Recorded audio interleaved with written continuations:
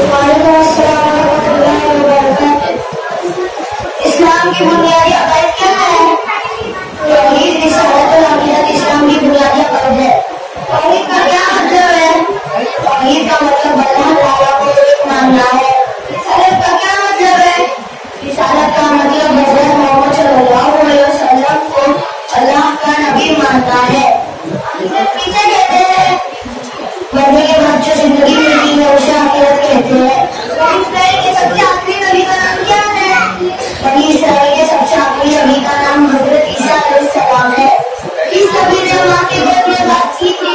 حضرت عیسیٰ علیہ السلام نے ماں کی گود میں بات کی تھی۔ کس نبی کے ہاتھ میں لوہا نرم ہو جاتا تھا؟ حضرت داؤد علیہ السلام کے ہاتھ میں لوہا نرم ہو جاتا تھا۔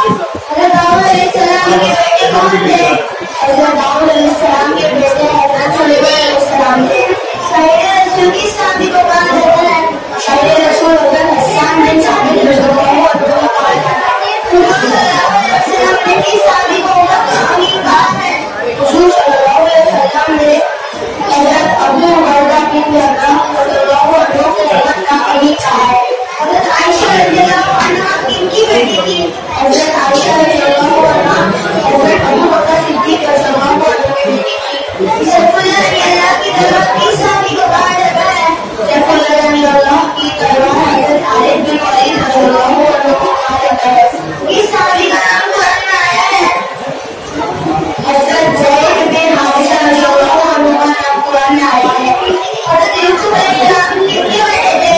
حضرت یوسف علیہ السلام حضرت یعقوب علیہ السلام کے بیٹے تھے۔ حضرت یوسف علیہ السلام کے کتنے بھائی تھے؟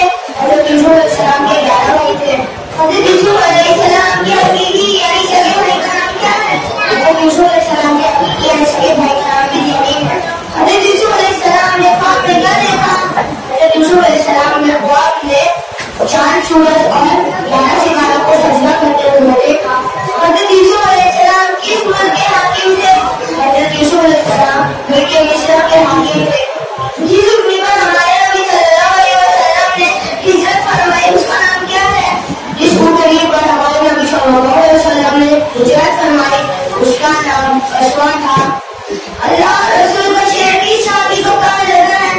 اللہ اور رسول کا شعر حضرت حمزہ رضی اللہ عنہ کو کہا جاتا ہے۔ مفسر قرآن کس صحابی کو کہا جاتا ہے؟ مفسر قرآن حضرت عبداللہ بن عباس رضی اللہ عنہ کو کہا جاتا ہے۔ مدینہ منورہ کے سب سے مشہور قبرستان کا نام کیا ہے؟ مدینہ منورہ کے سب سے مشہور قبرستان